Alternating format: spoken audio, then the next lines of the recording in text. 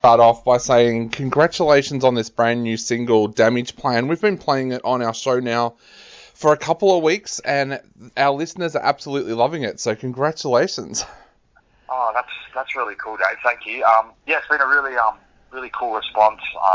It's always a bit nerve wracking when you put new music out there, and yeah, it's been really cool to see people enjoying it. Do you still get nervous putting music out? Because over the last 12 months, you guys have amassed such a great online fan base. Do you still get nervous when you put new music out?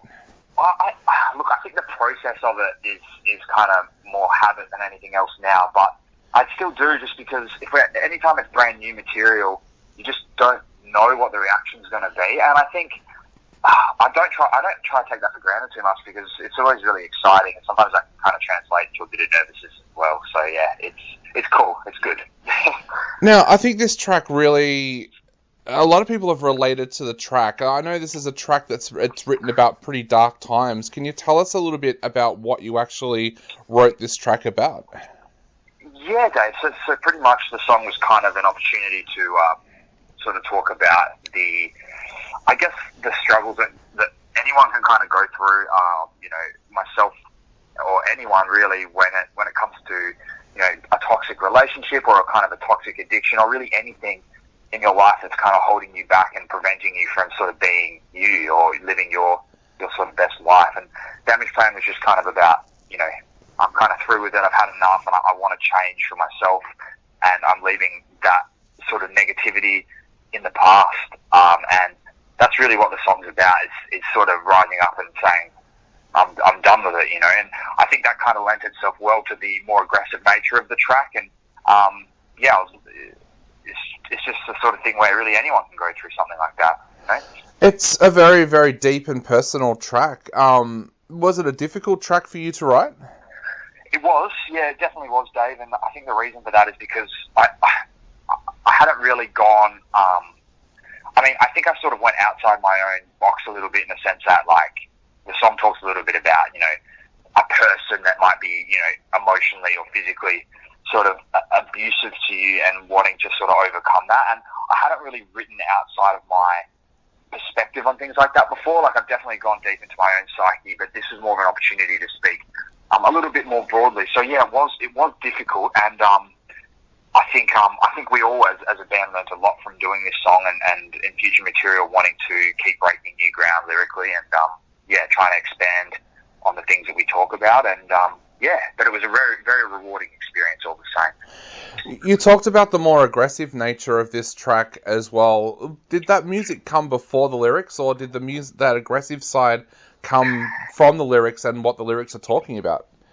That's a really good question. I think initially the track was, the way we demoed it out, it definitely wasn't as quote-unquote heavy in terms of, like, bouncy, riffy. It was definitely more sort of fast-paced. And I know the song's still kind of fast-paced, but in terms of, like, the opening being kind of, like bob your head to it type thing.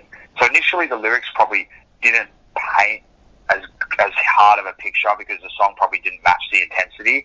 So we sort of rejigged it through the writing process to match. And that's not something we always do. Like, sometimes the music's fully fleshed out and I just kind of go along for the ride. But other times like this, it was kind of a part and parcel process where we had this song sort of evolving with the lyrics, so to speak.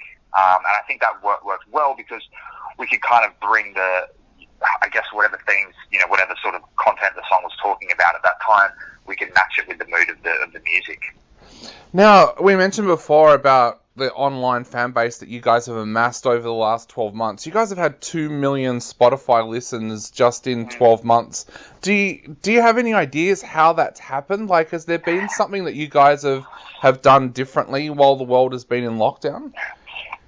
That's a really good question. If I knew the one thing, I'd definitely share it. But I think it's just been a combination of consistency and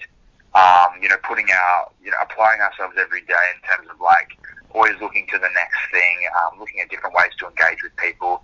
I've said before, Dave, that, like, the people who listen to us, people who give their time to music, period, we don't really want to treat them like just a number, in the sense of that, in the sense of, like we want to engage with them, we want to learn more about them, we want to, like, I guess, interact with them. And I think people they really gravitate towards that. And then when you pair that with releasing music consistently, and having those people discover your old songs, I think it kind of creates a bit of a snowball effect. And I think we've been lucky to have that. And it's, I mean, like I've said many times, we're in Perth as well, so we haven't really had necessarily the woe is me, like no touring stuff, because in Perth, it's kind of hard to get out and tour anyway. So I don't know if we changed too much other than having to cancel shows and a tour ourselves. It's just been an opportunity to keep building on what we were already doing. Yep. And you write music and lyrics that people can relate to as well. Do you get a lot of your fans reaching out to you and saying, I love that track, I can relate to it, I've been through that? Yeah, definitely, Dave. Yeah, I think that's really something that I'm really... I definitely don't take that for granted or lightly at all as a vocalist or lyricist, like having people say they've enjoyed the songs, but even if it's more deeper than that, they say they can relate to it. You know, I've been through this, and the song really hit home for me. Like, that's something that, you know, I think is really, really powerful about music, and definitely my favourite songs and my favourite bands, you know, when I was growing up, did that for me. So to have people say the same, yeah, it's really humbling, and I think it just shows that if you're going through something, you know, and you write about or anything creative, you know, other people can find solace and relate in that. I think that's what's really cool about music, and yeah, it's really powerful. Yeah, you mentioned about being in Perth. I think last night for a lot of people in Melbourne and Sydney when we watched the Brownlow Medal, it felt like it was on another planet. There were people in a room having food and drinks while we can't even leave 5 kilometres from our house at the moment. What is it like for you guys there at the moment? Like, are you able to get out and do shows? Yeah, we are. We played our first show back, like it wasn't that long ago. It was like last month we played our return show, and the reason it had taken us so long was just due to, well, we've had a few shows cancelled due to snap lockdowns and things like that. So yeah, we definitely can kind of live a normal life here, and that's not to be, you know, to say that it's, you know, not tricky, but yeah, it's definitely different. And I think because our band has been looking at the East Coast for so long and wanting to make that like a place where we can go and play, I do look at it with quite a lot of sadness for the people there that are going through the lockdowns, and, you know, the people there that are the venues and the bands, you know, just from a musical lens, you know, seeing that, like it is quite sad, you know, and I hope everything can get back on its feet soon, you know. Definitely. Now, one of the things we've been doing on this show is, while bands haven't been able to come across to the East Coast and do shows and things like that, is how can your fans support you guys at the moment? Do you have merchandise or anything like that people can grab? Yeah, we do, Dave. Yeah, we have our online merch store that's on our Facebook page, or if they just Google Patient67 merch.